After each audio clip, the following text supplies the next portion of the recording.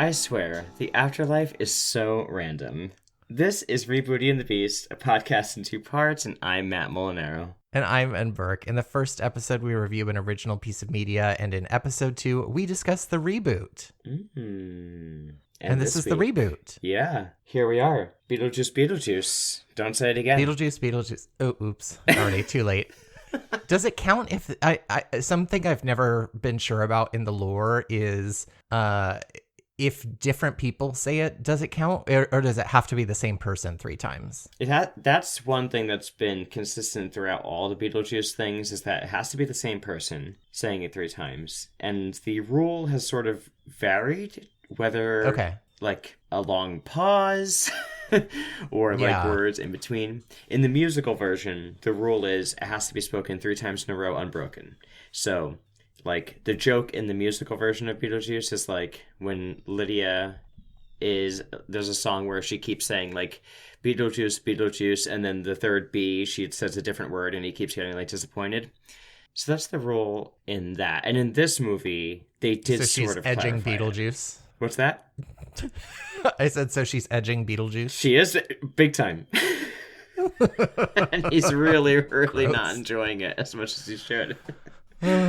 Gosh. Now, here's my first question. Before we talk about our experience watching this, okay, I guess we should also say, like, disclaimer, there's going to be spoilers for this, so if you haven't seen the movie, maybe go see the movie and then listen to this, but... True. Which I hope was clear. Yeah. When you clicked Beetlejuice. Yeah. Do you think that they're going to make a third one called Beetlejuice? I don't think so. I read online that he said this was a one and done thing. Like, they all agreed to do the reboot, but that the agreement was one. At least Michael Keaton. Okay. All right. Well, which I think, honestly, is for the best, but I wouldn't be surprised if we see some sort of Netflix series based on, like, a Beetlejuice type character. In the same vein as, like, Wednesday or Sabrina or those types of things. I wouldn't put it past it to become a more of an universe. I mean, they have the cartoon already, which is the best, which we'll be listening to, which we'll be watching and reviewing some for our next episode, TBD. That's right. Which I guess that's a kind of a perfect time to tell folks that I am moving, and so I have to take, and I'm also traveling a little bit for work, so I have to take a couple weeks off. So I think our next episode is probably going to be the first week of November. So enjoy a little bit of a break if you, that sounds weird, as though this is homework. Enjoy a break from the entertainment that you listen to on our podcast. But if you haven't listened to the back catalog, that would be a good time. Or subscribe to our Patreon, patreon.com/nnmatt, for lots of back content there, including other movie reviews and fun stuff. Of movie reviews. Yeah, like 50 or 60 episodes of content. Yeah, including, but not limited to, Coyote Ugly. Cocaine Bear. Bottoms. Crossroads. The Last Unicorn. Oh, yes. Showgirls. Glitter. Iconic. We reviewed some true winners on Patreon. We really did. And ones that we liked. So check it out if you're looking for other content. And if you're a fan of the Wheel of Time series, I'm sure there's some crossover. The TV show, the books. We have another podcast called Cool Stories, so you can always check that out as well if you're really in a drought throughout the very non-busy months of October for most people. So anyway, so a little bit of a break, and then we'll be back with an episode about Beetlejuice the cartoon. Mm-hmm. To close out our little Beetlejuice series. So that'll be our third Beetlejuice, I guess. Yes. But speaking of the second Beetlejuice here. Yes. Back to Do you want to tell people about our method? Yeah, so this was our first time seeing a movie not from the comfort of our own homes for the show. So we had to learn how to... self-learn how to review a movie or take notes in a movie theater while not disturbing anybody else and also enjoying the movie. Yes. It was definitely an interesting experience. It was funny walking into a movie theater, which ours was pretty full. Ooh. Because I think we saw it We saw it in the evening on like a Saturday shortly after, I think maybe the weekend after opening weekend. Yeah, we saw it, and so it was totally different. Like afternoon, weekday with like 5 other people in the theater. Oh, no, mine was pretty full. And it just felt so funny walking into a movie theater with a notebook and a pen. Oh my God, same. I mean, I have my little pen, my little notebook. I forgot to bring my pen and notebook to the theater with me, of course. So we had to buy some. Luckily, our theater is located in a mall, so a really huge mall. But I could not find... All right. All right, braggy. I know, right?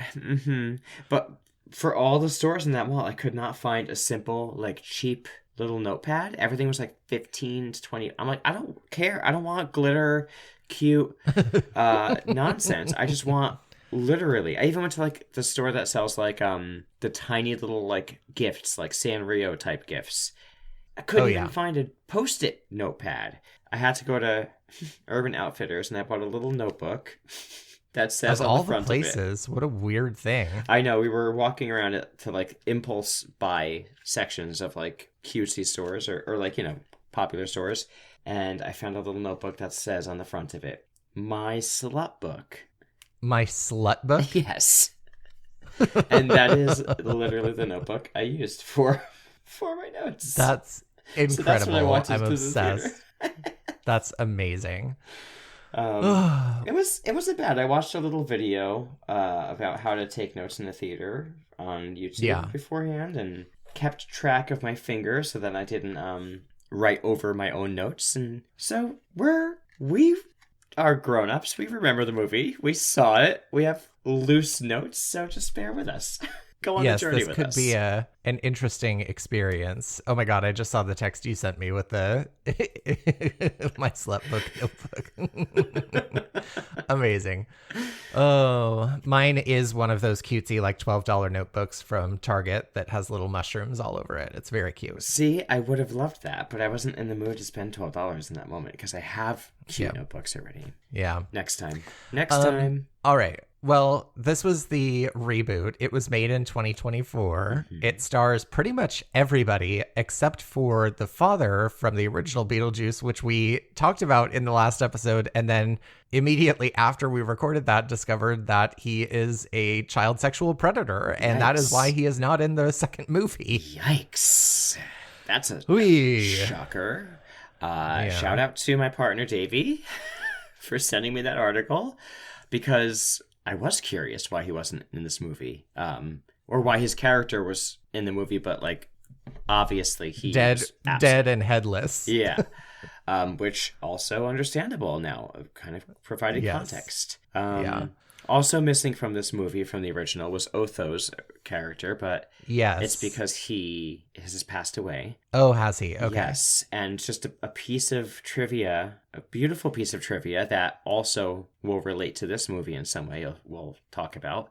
At the actor's funeral, Otho himself, or the actor who played Otho, he had requested the song Deo? Yeah, to be played, like as he was buried, and they did that for him sweet. At his funeral. Isn't that so like touching? That is sweet.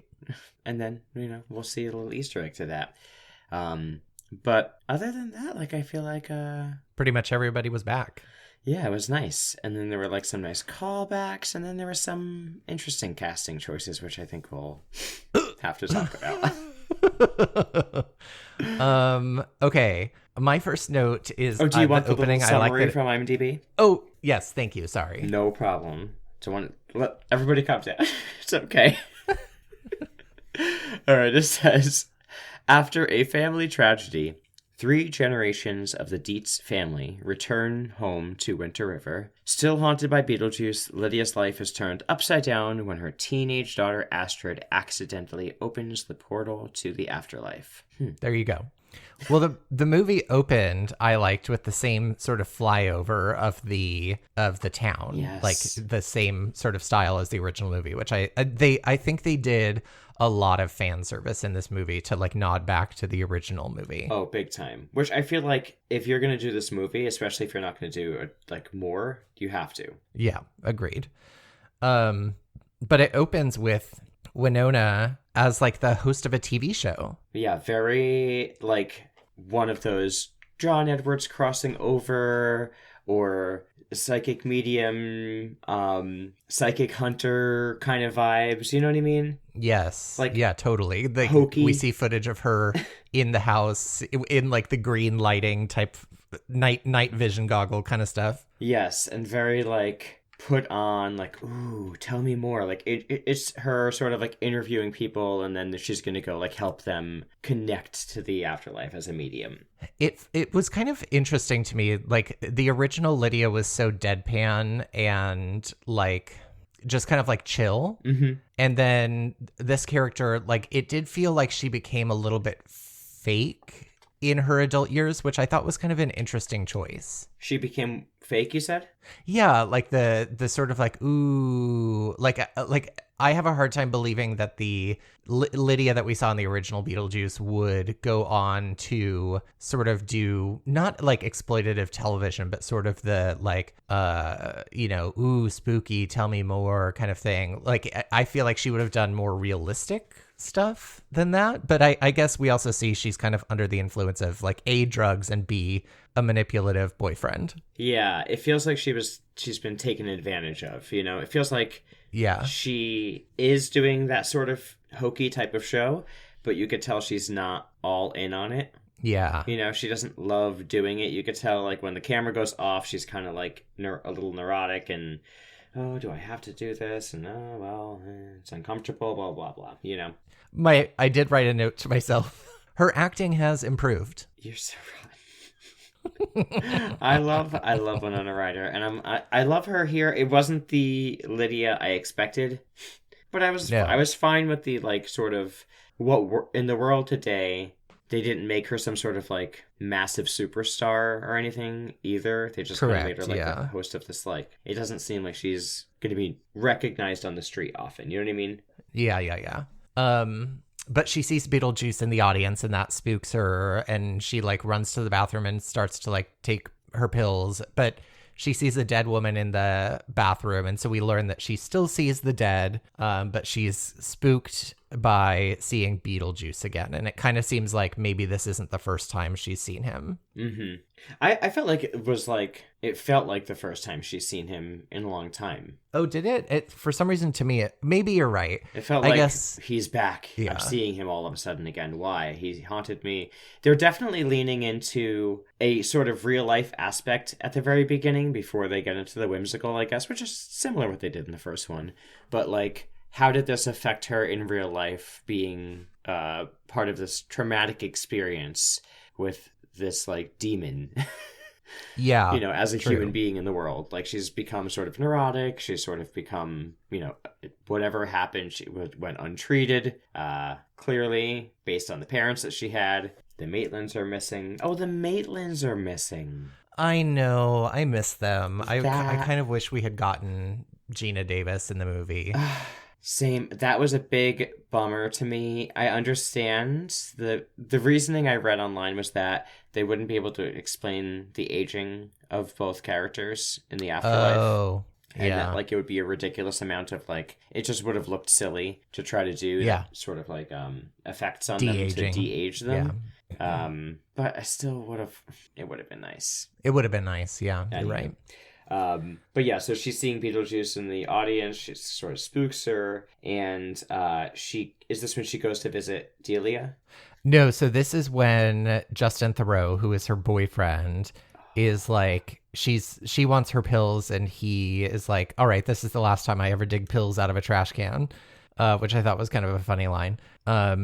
But she takes the pills so she can kind of like calm down and not see Beetlejuice in theory. But this is when she gets the phone call from Delia, who's having a meltdown at her art gallery. That's right. And this is where we find out that Lydia's father died in kind of a hilarious turn of events where it was like he was on his way to like bird watch in the rainforest or something like that. Mm-hmm. And like the plane crashed, but he survived the plane crash, but then the plane caught on fire, he escaped the fire, and then like it was just kind of like every moment she was like, and then he drowned. It was like, no. And then a shark bit him. So it was like kind of he survived all of these things only to be taken out by a shark. But my favorite thing about this was they did it I think it was probably computer, but it was in the style, the claymation style Yes. of the original movie. Yes, which I loved that they immediately were showing us that was going to be featured, you know?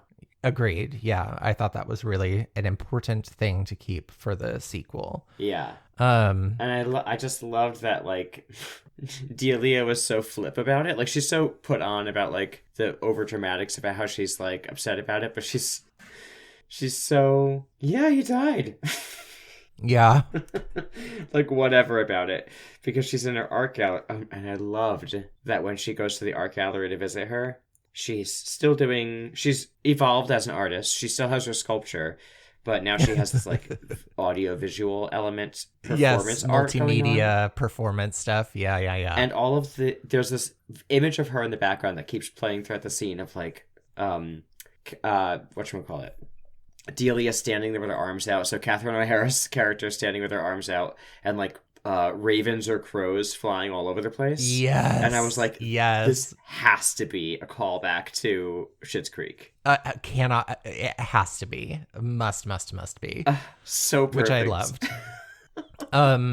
So then we get kind of our first taste of the afterlife when the artist that she had been working with, like, kind of storms out in fury and falls down a manhole and dies and ends up in the afterlife. Mm-hmm. And okay. So this is when he sees a janitor who is Danny DeVito, right? Yes, because in the first movie we get that hallway scene and we see that, like, we never see the face of the janitor, and so now we discover this janitor's actually Danny DeVito.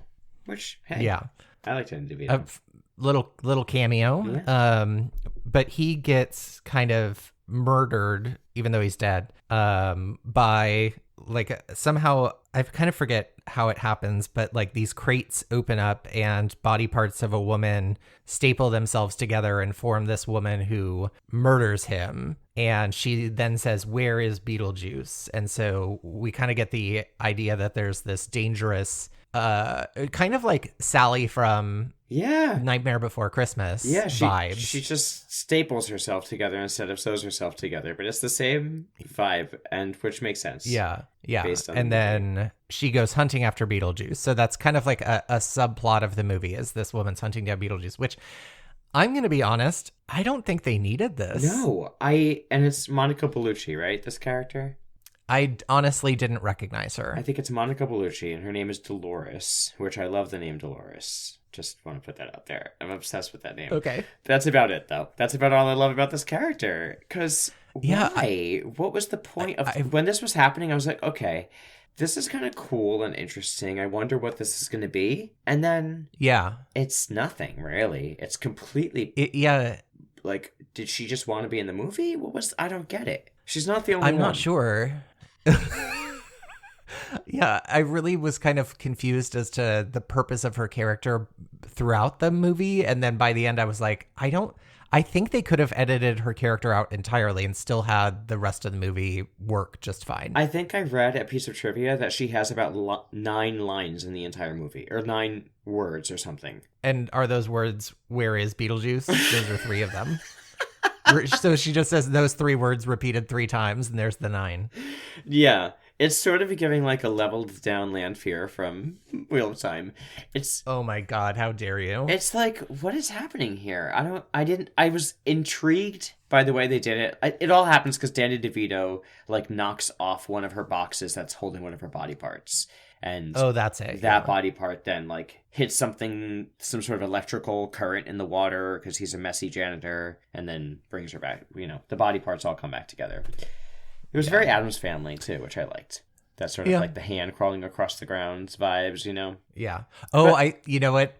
As you were saying, like, she's not the only character we didn't need. I know exactly who the other one is that you're going to say that about. So we'll get there, though. Bizarre, yeah. But I did like... I was trying to figure it out. I was like, who's he talking about? And then I was like, oh, yeah, I know who it is. And I think I know what they were doing with that character, but I don't think it was necessary. Okay. But anyway, yeah. So the next scene, I think, is Delia and Lydia showing up to Jenna Ortega, who plays her daughter, Lydia's daughter. Astrid. I forget her name in the movie. Astrid, that's it. they show up to her school screaming and swearing from the Oh my God, parking yes. lot outside, drawing the attention of everyone Yes. to tell her about her grandpa having died, which was hilariously theatric to me. Love that. Love that. Very Delia. Very on brand. Yes. Like she was so spot on to how Delia would be today, you know? Yes. And I do think Jenna Ortega was good casting as well for this character. Oh, for sure. She was great. Yeah. And I loved so we learn later that Delia donated a bunch of money to this school to like fund an arts wing, and you see like a giant version of the, like her hand sculpture in the like kind of background. Driveway of the school. Yes. Yeah, in the background. Iconic. I thought that was great. The wing is the Lydia Dietz art wing or something. Yes. Or Delia rather, yeah. Lydia thinks she sees Beetlejuice again, kind of freaks her out. And then I think we cut to the waiting room with the dad's body. Oh, yeah. Right? Yeah, the bottom half of this Charles is in the afterlife now. Yes. Okay. And so we see the shrunken head man again. We get the same sort of like waiting room receptionist thing. And then we set up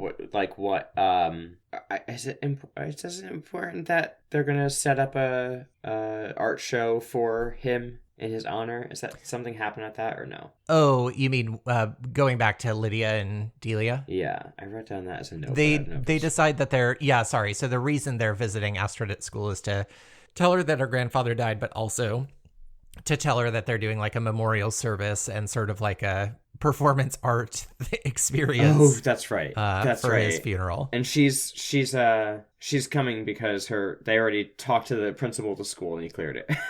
So she has no choice. Exactly. Yeah. So I think then we cut to the character that you're talking about. Is it now? So well, it depends because my next note is about Willem Dafoe. Okay, so the next thing that happens that I wrote is, we got to see him with Beetlejuice before him. Oh, do we? Sorry, I must have not made a note. We got to about see him that. with Beetlejuice. The first scene with Beetlejuice, we see him in the model, and we see that he is running some sort of complaint department. Oh yes, okay. Phone complaint department or something like to call in. Well, it's not really like I guess they're the complaint department for him, for Beetlejuice. So people are calling in like complaining about his terrible services that he ripped them off, and it's run by a bunch of those like people that have the shrunken heads. I think, what are they called in the movie? Shrinkers. Yeah. And they all have like the yellow suit. It's very old. It's very like 90s scary movie vibes, like this kind of scene. I felt like, yeah, I liked it. Yeah, I liked it too. And the head one is one that looks like Beetlejuice, called Bob, who is like his stand-in and whipping boy. And I love that the fact that these people who work in this call center all can't speak. Exactly. So that's what he's been doing for a while. That's what we see Beetlejuice is up to, and we see that he has on his desk still a picture of Lydia, so he has been pining for her all this time.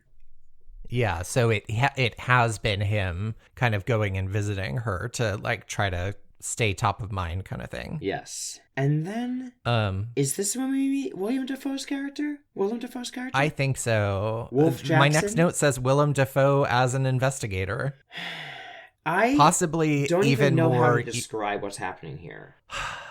I mean, Willem Dafoe is a good actor, right? Yes. So this was his character is even less important to the movie than Dolores. Even less, but featured way more. Way more. And like he somehow is an investigator, but like in real life maybe was just a movie star who played police investigators. Yeah, I think his whole shtick is his name's Wolf Jackson. And he's he's constantly doing like hi-ya things. Exactly. And he's the one thing that's funny about his character, but it has no place in this movie, is like he keeps saying like these sort of like true crime, Law and Order type lines that you'd hear. Yes. Like right before in like one of those CSI TV shows where they put the sunglasses on at the end. Like one of those. He keeps spitting those out, which is funny.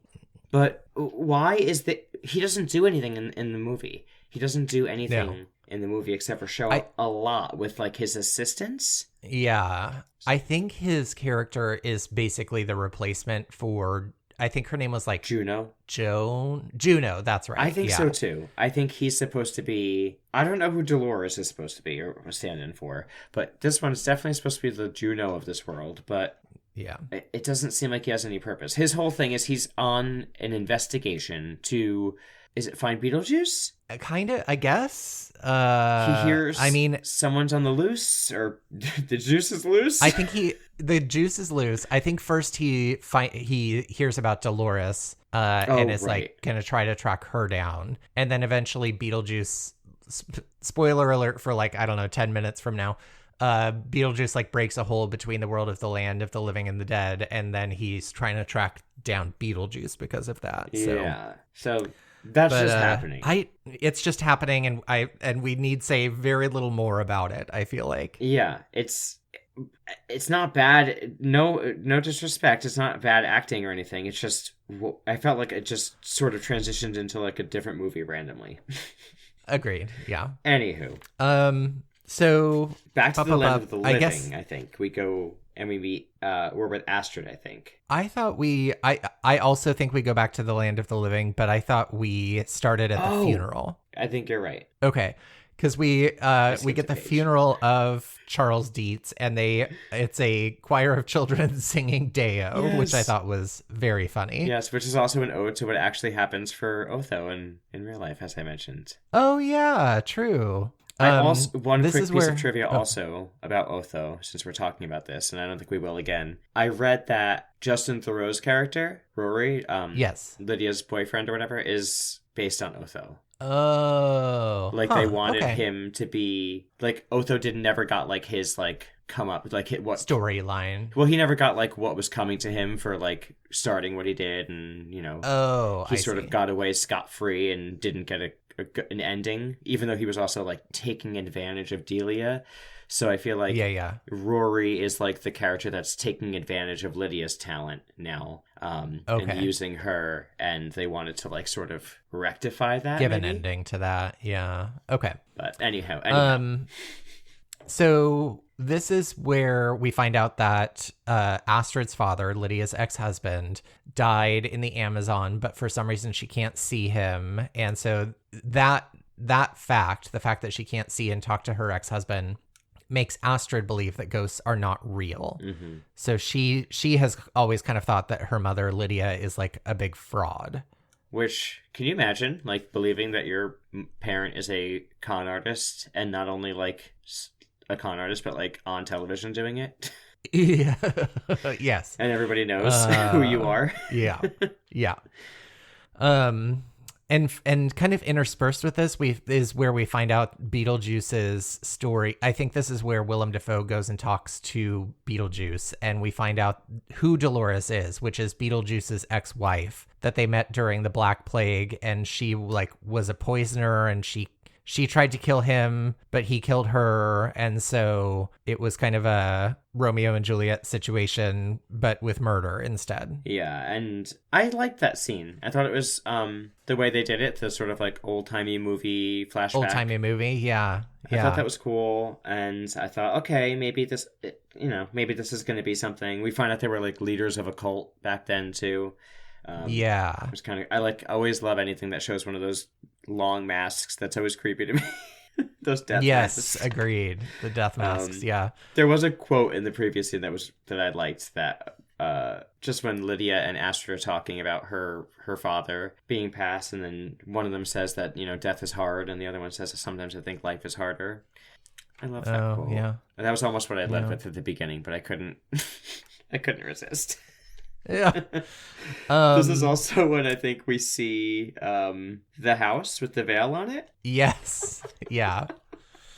So they put a full veil on the house that they kind of bought from the...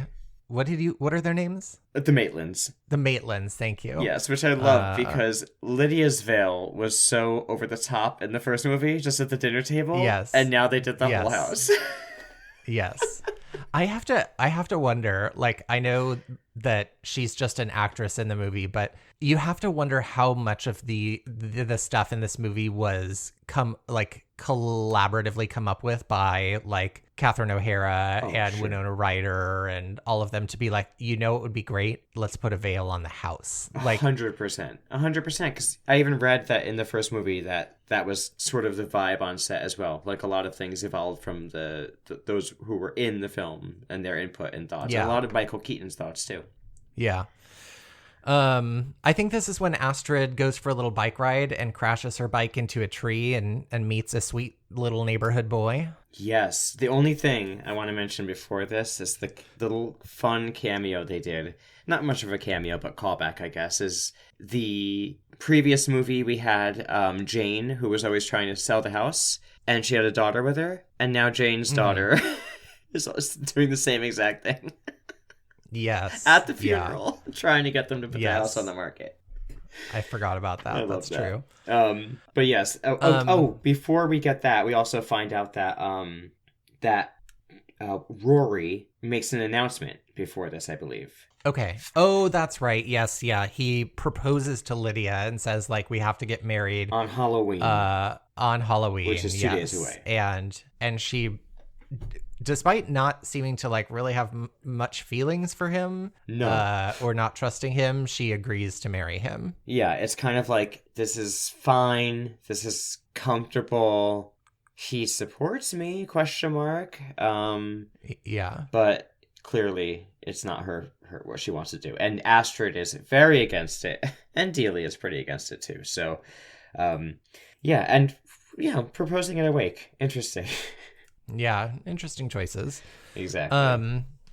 Okay, so she crashes into a tree and meets a sweet neighborhood boy, and they kind of bond over like having strange mothers or, feeling sort of like outcasts, whatever. Mm-hmm. He takes her inside the house, and we like don't really see his parents, which I was immediately, I was like, Oh, 100%. I don't know about this. As soon as they were talking in the treehouse, just about the vibes and stuff like that, I was like, yeah. And the way he was dressed, I was like, okay, I see what's going on here. I was into it, though. I was like, all right, I don't mind knowing ahead of time what's going on here. Yeah. Okay, my next note says the Beetlejuice sees Mr. Dietz's obituary. So I think this is where he is going to try to like hatch his plan to get back with Lydia. Yes. Beetlejuice is like, oh, I can finally get what I want. And he is going to just have Bob be his decoy in the spirit world while he does his bidding in the world of the living and gets his gal. Yes. And then Astrid sees the model of the town in the attic and almost says Beetlejuice 3 times. But she gets interrupted. Oh, that's right, because she finds the flyer. She finds a Beetlejuice flyer. Yes, which was very much first movie vibes.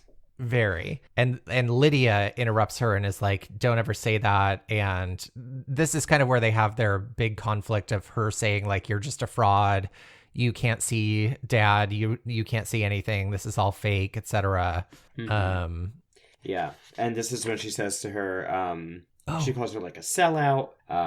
We hear like the first time we hear anything about Lydia's actual mother, we find out that she's, I think, still alive, living someplace else. It's interesting, the whole thing. Yeah. I forgot to say that when the little neighborhood boy, whose name I think is Jeremy in the movie? Yes, let me see. Where's the kid's name? Oh yeah, Jeremy. You see the handbook for the dead in his bedroom. Yes, and he's like, oh yeah, I got this at a yard sale or something. And you're like, okay. Yes. Okay, you're dressed like it's like 10 years earlier at least. Yes. We haven't seen your parents' faces. You asked her, where have you been all my life? Yeah. Come on. I actually thought for a second, did she just die? Oh, interesting. Did she hit her head when she did that bike ride and she died and she crossed over or something, and now like only her mom is going to be able to see her? I was happy that was not the case, but I was like, okay, this boy, come on. I know you're moody, but not that moody. And then we always, in the attic scene, we also find out like what happened to the Maitlands. All they say is that they found some sort of loophole to get out of it. Yeah. Loophole back in. Yeah. Let's see. So my next notes don't make a lot of sense to me, but it says Beetlejuice hearing her phone or something about her phone, hacking her phone. Oh, let me see. I think a page behind. She thinks she's a fraud because mom can't see her. Dad, birds. Beetlejuice as therapist. Wait, Dad went out for Halloween. Dad went all out for Halloween. Midnight wedding. Oh, okay. So Astrid. So the next thing I have is that we get more information about how her dad died. Okay. So here's what I have. I have that she has the fight with her mom. She says, "I liked you before you sold out," and someone says, "Obnoxious little goth girl you were." Delia and Lydia have. Oh, okay. So the next thing I have is that Lydia confesses to Delia that she's been seeing Beetlejuice a lot and she's worried about it. Delia tells her not to worry about it. You know, you're just concerned. Maybe you shouldn't be on your medication or something like that. She doesn't take it seriously. Yeah. And in the meantime, Astrid goes out and visits the boy again because she's, got a crush now. And they listen to music and they talk about the handbook, blah, blah, blah. And that's when she tells him about what happened to her dad and that he died in a boat accident and that she thinks her mom is a fraud because if she could do this, then why wouldn't she be able to see him? And this is when he says, okay, well, since you're, not feeling your parents right now and whatever, why don't you come over here and spend Halloween with me instead? And, yes. Yeah. You don't want to go to that wedding anyway, so just do that. And she's like, really? And she's like, okay, I will. And then they're planning for the midnight wedding to happen at the Halloween witching hour at the same time. Then we get Beetlejuice ads keep playing in the attic. Mm-hmm. And I think this is when... Oh, okay. She comes home and talks to her mom. Astrid comes home and talks to Lydia. Yes. And they're talking, I think, in the attic together. I'm not exactly sure why. Something about birds. Dad's birds. I think they find something in the attic, and then the Beetlejuice ads pops up. Yeah, for some reason they go into the attic, and then the Beetlejuice ad pops up on the TV screen while they're both in there. And there's a scream, and Beetlejuice... How does Beetlejuice get out? Does she do it? I don't know. Somebody says his name 3 times at this point. It must be Astrid, right? Well, okay, so it says on Wikipedia, Lydia reluctantly... Sorry, okay, my so notes got a little mixed up here too. That's okay. I think what happens is, Astrid goes on her date with the boy, and while she's there, Lydia finds out that he is not this sweet, innocent neighborhood boy. He actually murdered his parents, and she thinks that Astrid might be in danger. So while she's discovering this, Jeremy, the boy, is trying to convince Astrid that he can take her to see her dad in the afterlife because of this book, for the Handbook of the Deceased. Oh, that's right. And so he takes her into the afterlife just as Lydia arrives and the door closes. And so that's when Lydia summons Beetlejuice to get his help to save Astrid. Yes. I think the only thing that happens in between this is that there's like a scene where Beetlejuice confronts Lydia and she has that like crazy experience where he makes like the baby Beetlejuice pop out. Oh, yeah. Okay. And okay. Yeah. That all that happens. The only thing that happens in between that is somehow I think Astrid says Beetlejuice's name 3 times in the attic with Lydia up there not taking her seriously because she doesn't believe in any of this shit. And they get transported into a therapist's office. That's right. And yeah. It's like okay. Beetlejuice as a therapist, and he does since he's in control in this world, he does his Beetlejuice stuff. He like rips his face off, and you see like the snaky things pop out like he does in the first tentacles. movie. Yes, yeah. Yeah. And he's like scaring them, and he does this whole like spilling his guts and his inner child type of thing. And then I think Lydia becomes pregnant, and then a baby Beetlejuice pops out very over the tops, crawling all over the ceiling and stuff like that. He also says he's going to spill his guts and all of his intestines pop out. Yeah, that was funny.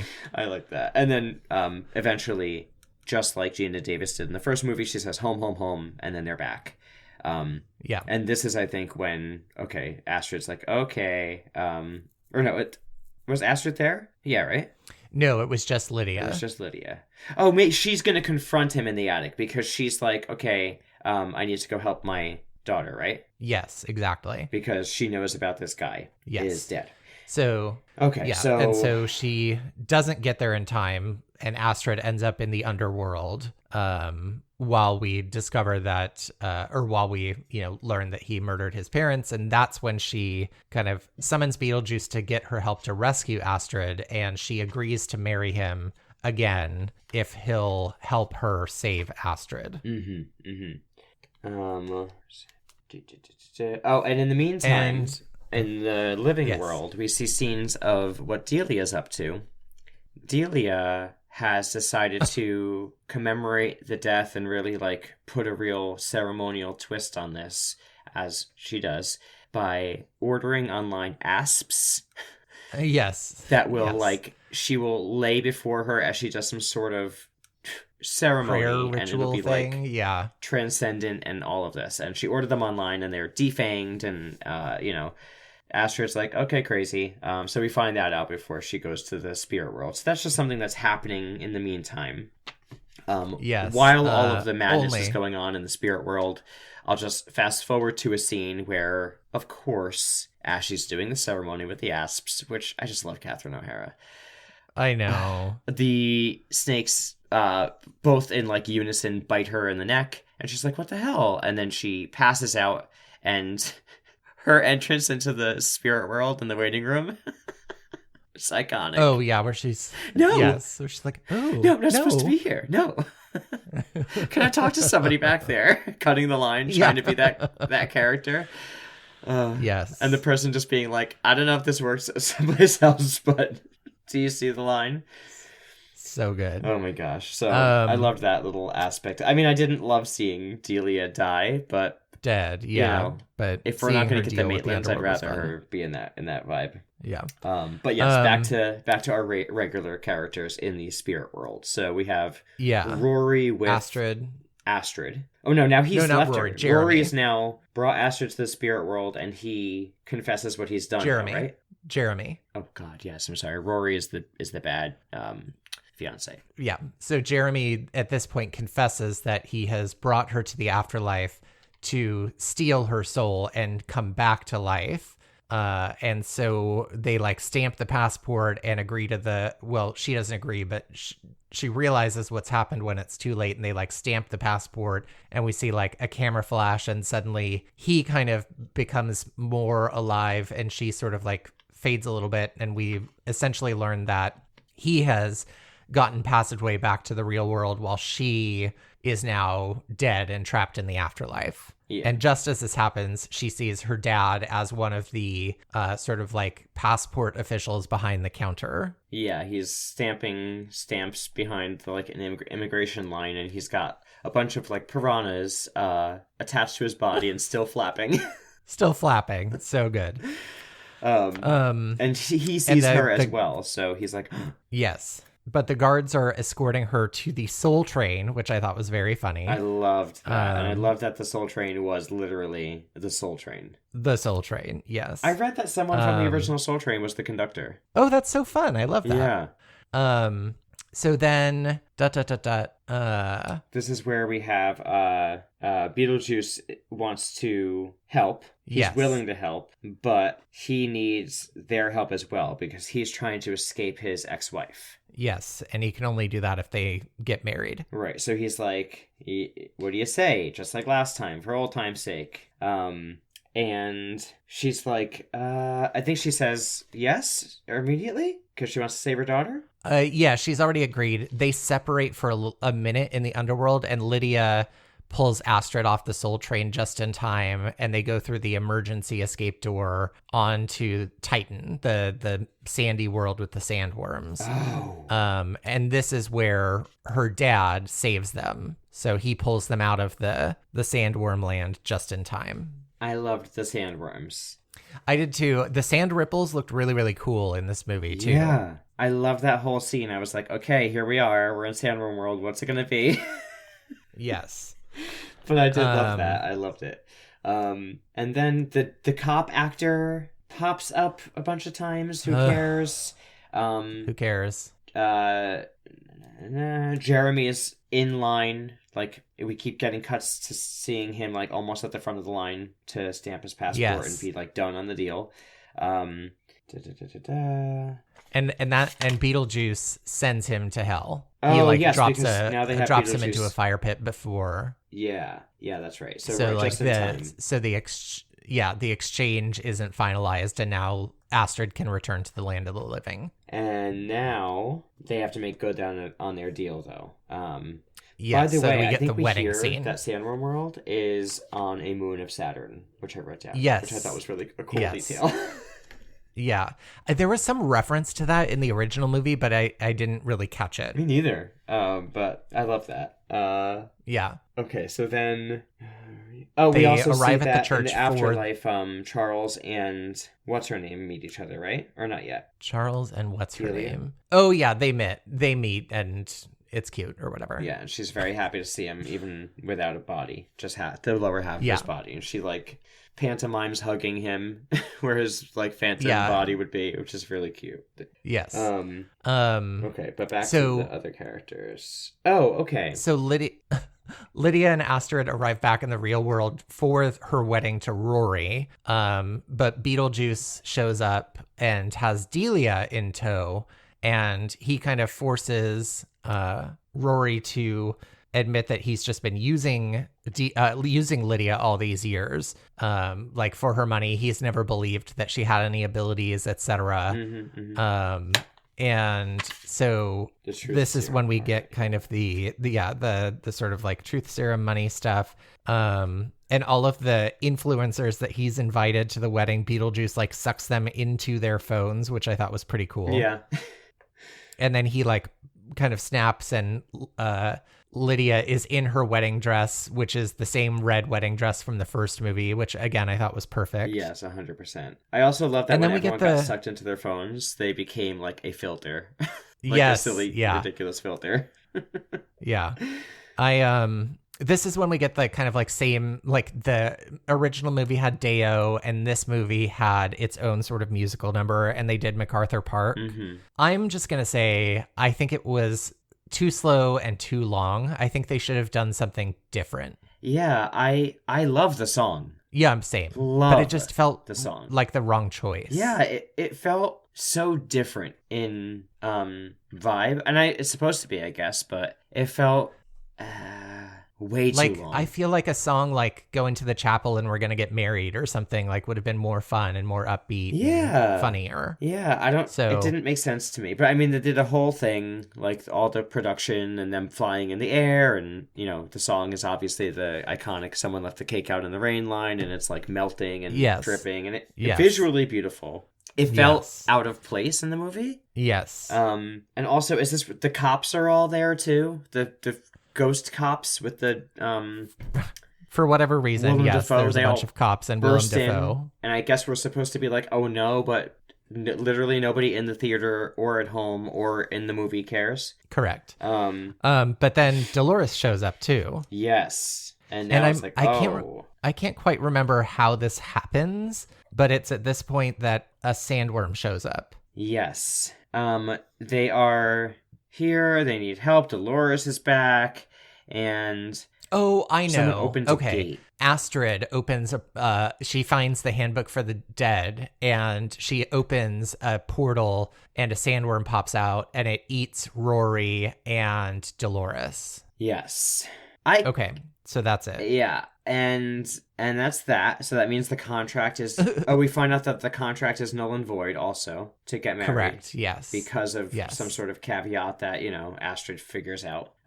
Yes. And then... Lydia banishes Beetlejuice back to the afterlife. Yes. Does someone die of embarrassment? Because I wrote it down. Dying of embarrassment. It doesn't ring any bells. Maybe it was you? Maybe it was just a line. I did see there. I wrote down that the Delia and Charles are like, "Don't worry, we're gonna haunt you both, so you'll still see us," which I thought was cute. Yes. Yeah. And Lydia quits her job. We see Lydia. Yeah, she gives up her TV off. show to spend more time with Astrid. Yep. Make memories and live. And she's traveling with Astrid. We see like a sort of down the line scene of Lydia of her getting married, Astrid get married and have a being baby. Pregnant. And then we get the like sort of closing scene where the baby ends up being the demon Beetlejuice baby from Demon before. Beetlejuice. With like flies on it and stuff. But it's just a nightmare. Or is it? Yes. Or is it? And that's why I wondered if there would be a third one. Yeah. I wonder what they'll do. I don't know. I mean, there's a lot of things that they did in this movie that clearly were like, okay, they're going to make toys of this baby. Maybe they're making a cartoon of the baby. Who knows? I don't know. Yeah. On Wikipedia, it says, when asked about a potential third film, Tim Burton said, "Let's do the math. It took 35 years to do this, so I'll be over 100. But I guess it's possible with the advent of science these days, but I don't think so." I love that. So I guess we're probably not getting a third one anytime soon. I don't think so. Plus, Delia's dead, and she's one of the best parts of the movie. True. Unless it's a movie talking about her in the afterlife, and she meets the Maitlands. Yeah. I'd do that. So let's talk about the ratings. Oh, okay. So we have on Rotten Tomatoes, it's pretty similar to the first movie. It's a tomato meter of 77%. And the audience / popcorn meter is 80%, which I think that's the same. 77 is the same. The first one got an audience of 82. Okay, there we go. So just slightly lower for this one. And then what about IMDb? IMDb is 7.0. Okay, so a little lower. The original was 7.5. Okay. Do you want to know your original score that you gave the original before you rate this one, or do you want to rate this one? Yeah, I gave it like a 9 something, right? You gave it a 9.7. Nice. Okay. Stand by it. This one? I'll give it like I'll just 7. I don't know, maybe 7.2. Okay. That's so funny. Okay, this is such a reversal. So you gave the original a 9.7 and the reboot a 7.2. I gave the original an 8.5 and I'm giving the reboot a 7.7. So I'm going a little higher than you on the reboot, which is surprising. I feel like usually I'm consistently more rude with my ratings than you are. Yeah, I liked it. I think it's a good reboot. I agree. I think it does all the things you want it to do, and it also advances some storyline. And I think it rectifies or, tries to explain things from the first, and a lot of, like, Easter eggs throughout. Tons. So, agreed. Yeah. Really liked that. I just feel like, again, Dolores' character, completely pointless. 100%. Pointless. The only thing she accomplished in the whole movie was somehow voiding the wedding contract with Lydia, but even that they could have figured out a different way around it. A million different ways, because this is a movie that doesn't have a problem with rectifying the whole situation with a sandworm eating them.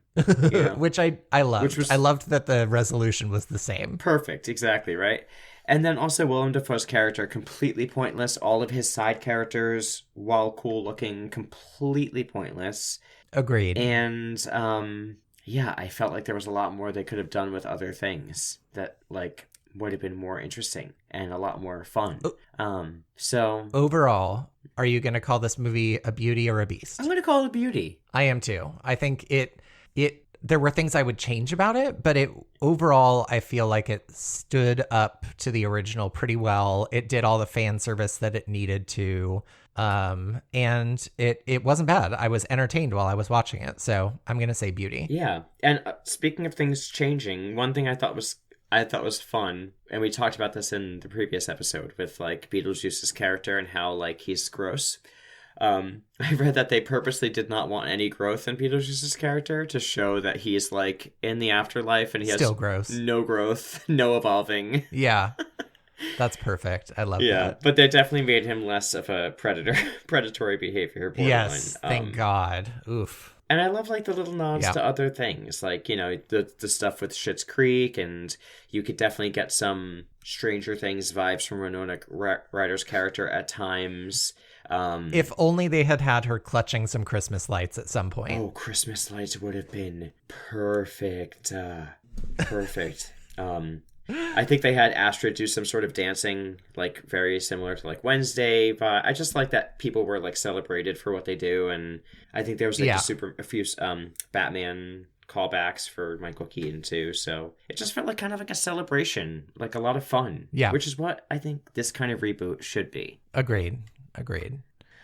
Well, we'll be, I guess, taking some time off, as we said, so it'll just be a few more weeks, and then we're gonna bring it back to this episode and do some Beetlejuice the animated series for next time.